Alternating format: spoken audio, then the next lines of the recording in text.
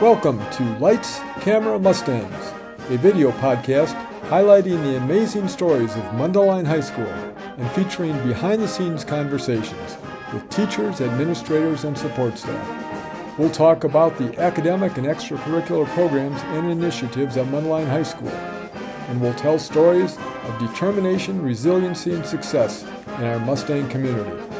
Thanks for taking the time to watch and to listen.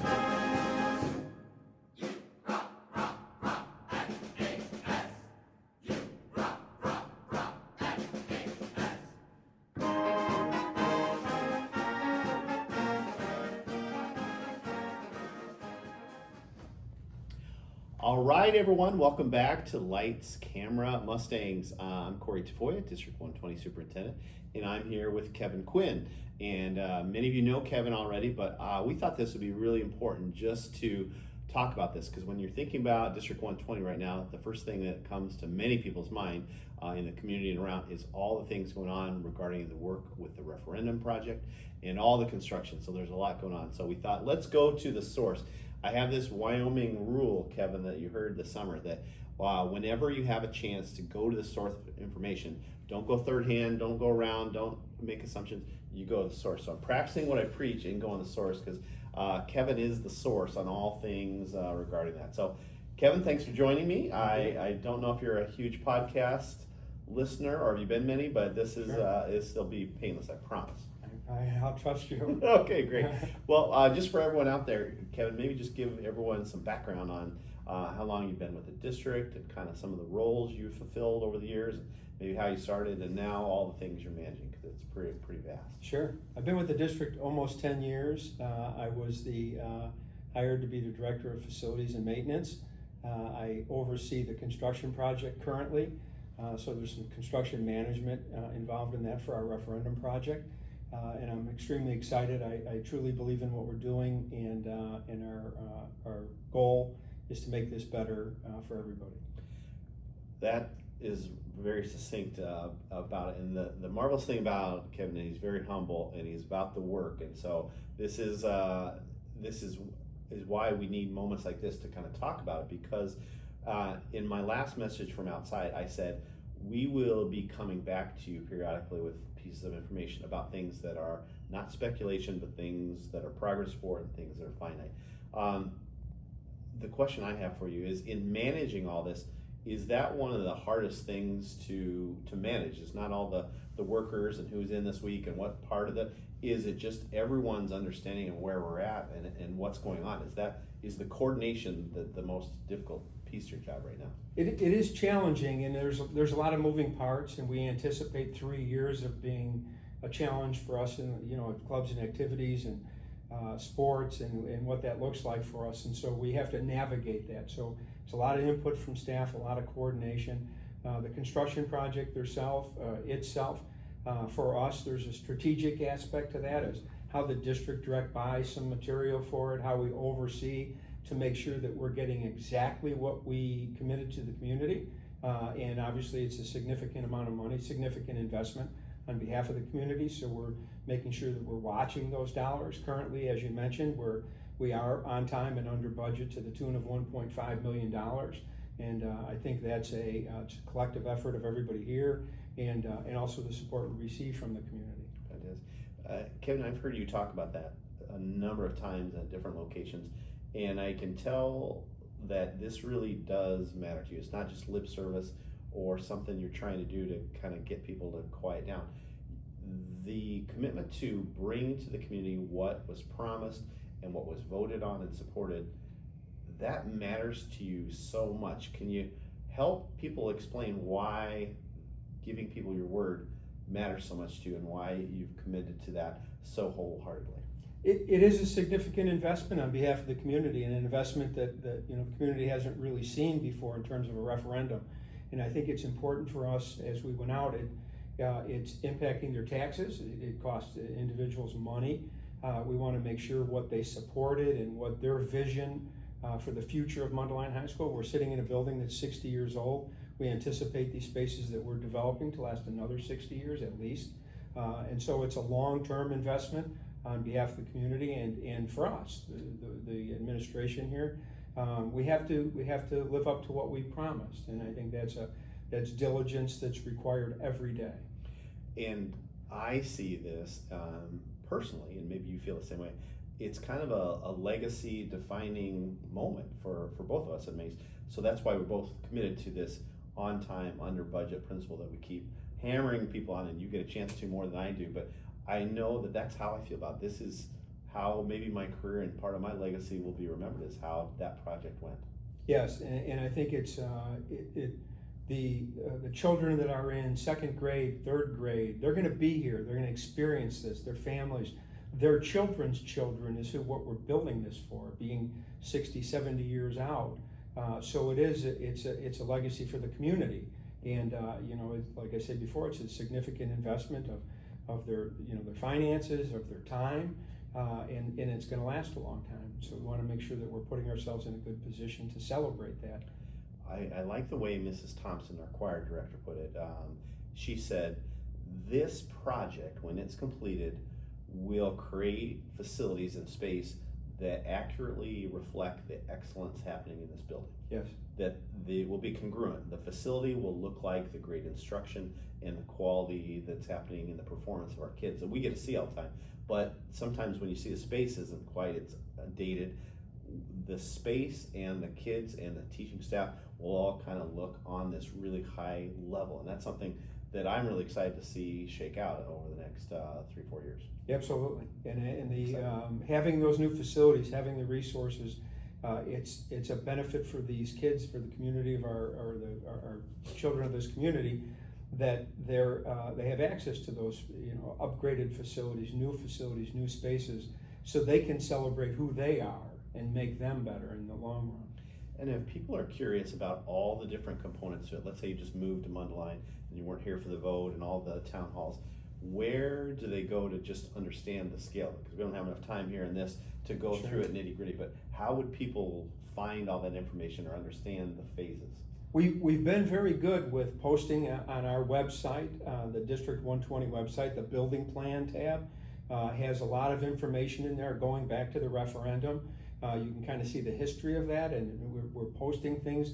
Social media, we're doing as much as we possibly can to let people know that, hey, there's action going in here. We're moving forward from what we said we would do. So our website is a great resource. Contacting us, anybody has any specific questions. A lot of times things take on a life of their own, or they'll hear a comment about something, and go to the source, as you said. Don't create a triangle, go to the source and get accurate information. I think that's the best. Yeah, and we have a number of people that feel very comfortable calling us and saying, hey, Corey, how's it going? Hey, Kevin, how's it going? So that is appreciated, and we know that we are going to answer those calls. We're going to return those calls and get back to you. That's something that you have our word on, and so it's important.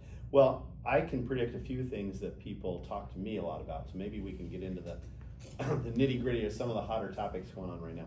Let's start in Village Green, because the first time that I drove by there for about a week or so must have been right after there was a lot of work done. And when I looked, it's probably the same response a lot of people around town is like, boy, that looks different with the trees down and the work being done. Let's talk about, maybe let's start, what is that gonna look like? What will be the additions to the property? And then maybe we can talk about, secondly, how are we going to restore it after we kind of do the work because first we have to build, and then there's probably some restoration that will happen. So let's talk about what it's going to look like when the project is done, and maybe the timeline for when this work is going to happen.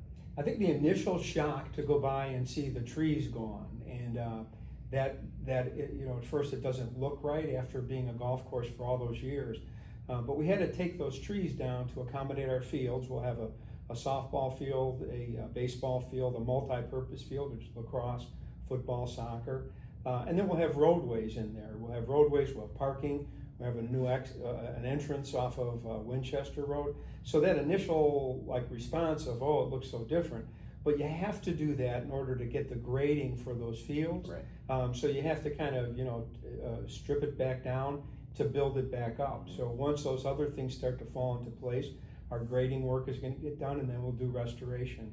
The restoration will include, obviously, we're planting more trees, we're going to beautify the area, we have parking lot, We'll have lighting in our parking lots.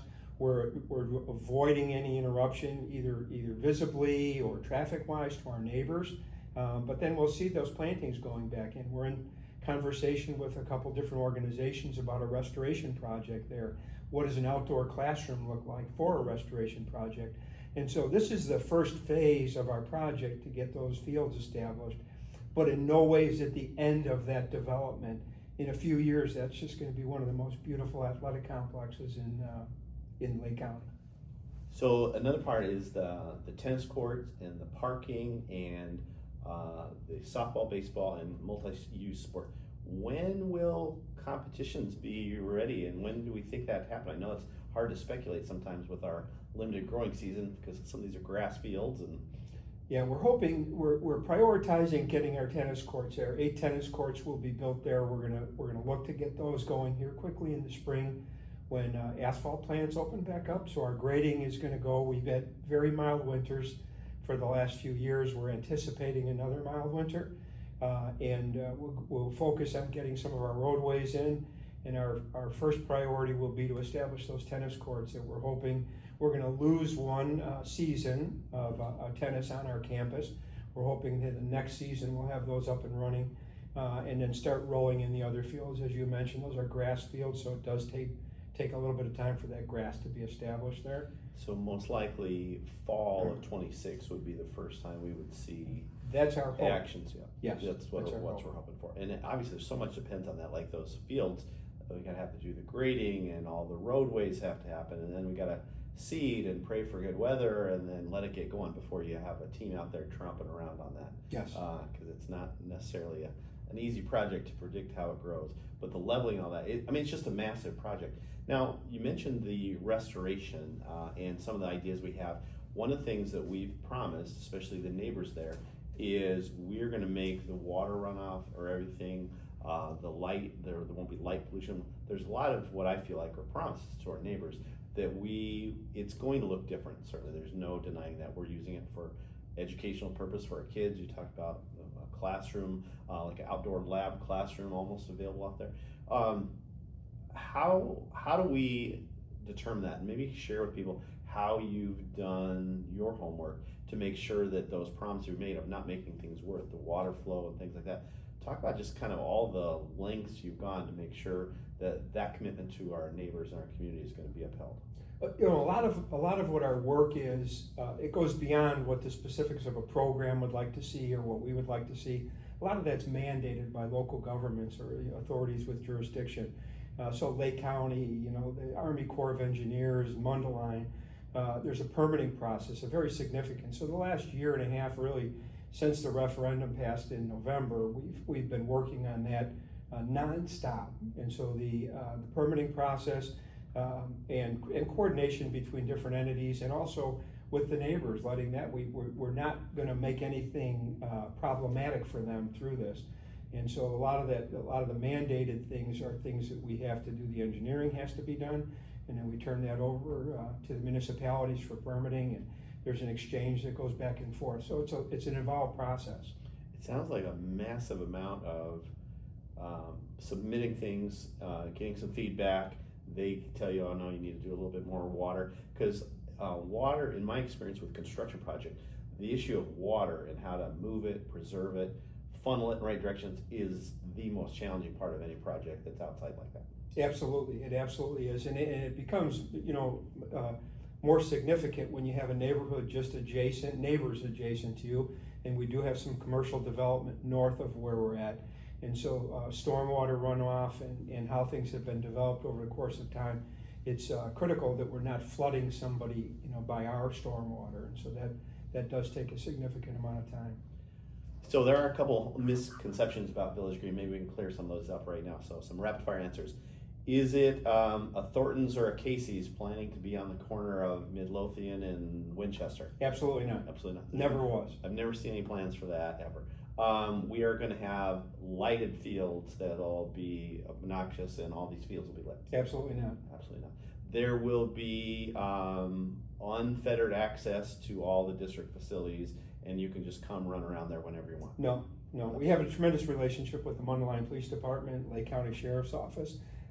that's not going to be a free for all. Another misconception: it'll be fully blown out with locker rooms, concession stands, bathrooms in the first iteration. No, Absolutely not. Nope. It's a bare bones operation for a while until we know that it's all built out.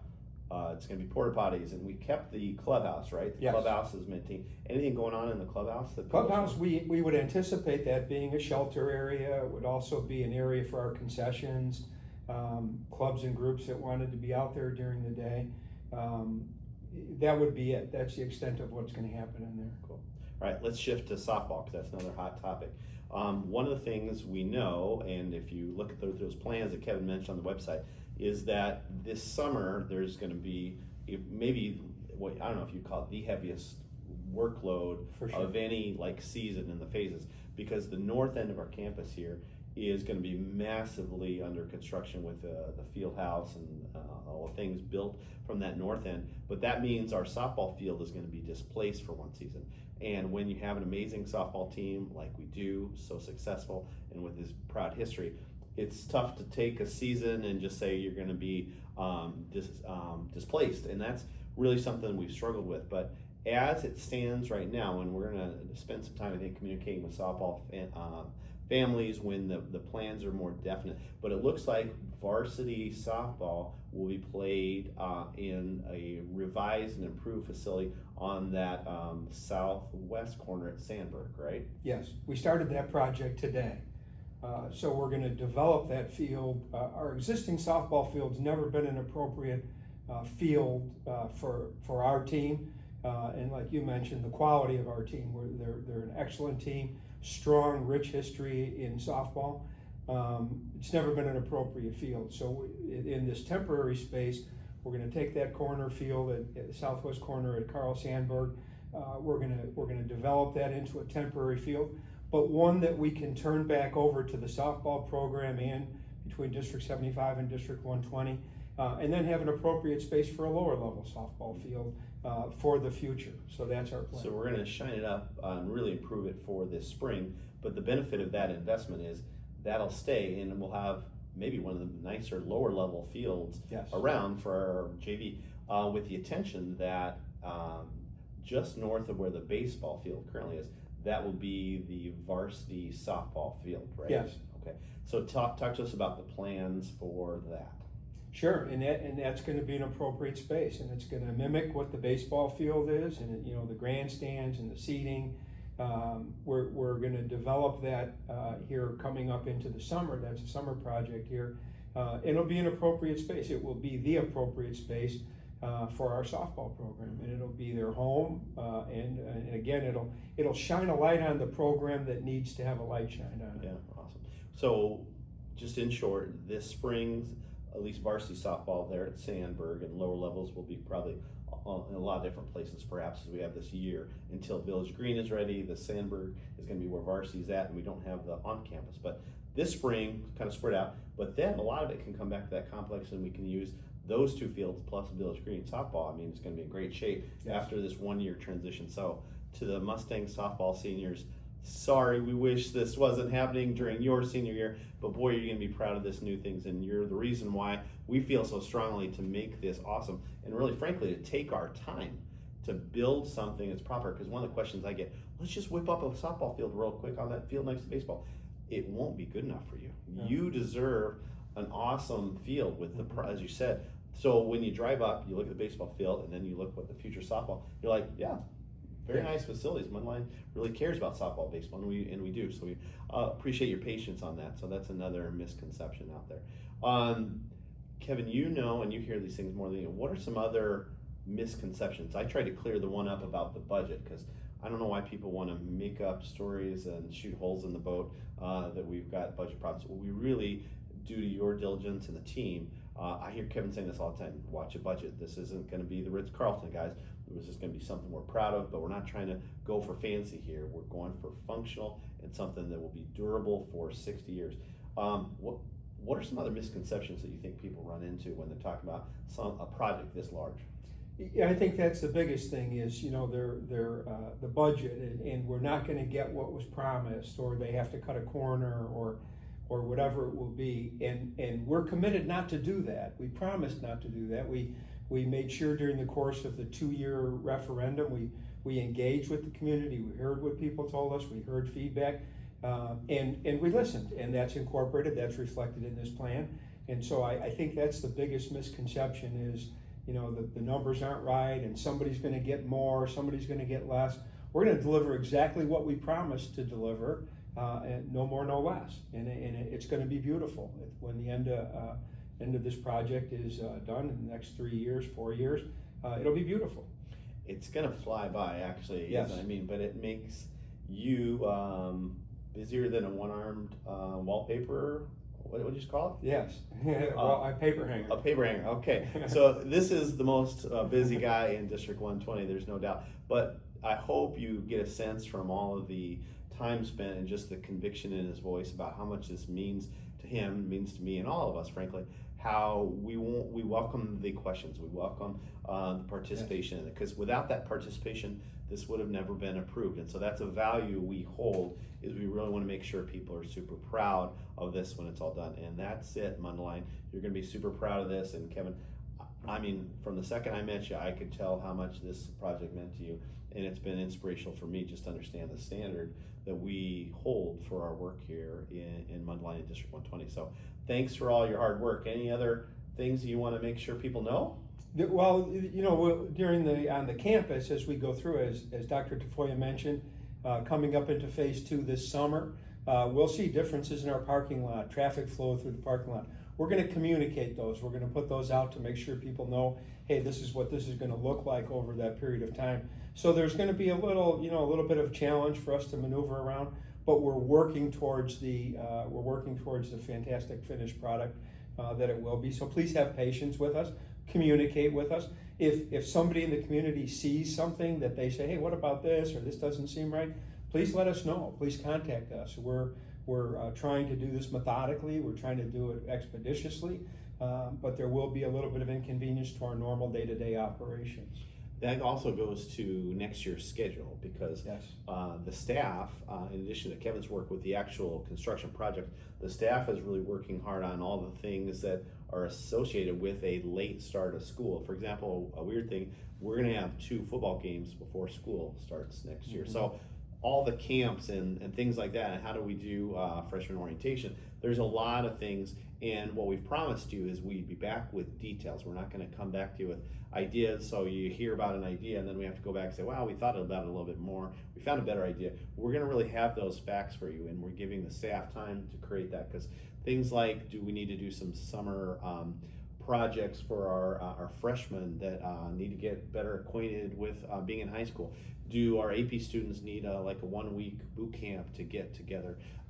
Do we do a 1-week session for our seniors to get all of their college applications done in our college and career center? So there's a lot of implications for what this late start means, but that's not Kevin's problem to worry about so much. You just make sure that looks awesome. And we'll take care of taking care of your kids. But on behalf of everyone, thank you, Kevin, for all of the work. And this is an exciting project. I hope you can get a sense of that. And we'll be back repeatedly to share with you all the good news. It's easy to take pictures and things like that. So thanks, everyone, for joining another episode of Lights, Camera, Mustangs. It's a great opportunity. I have a lot of great feedback from people that watch that. So thanks, and stay tuned. Thank you.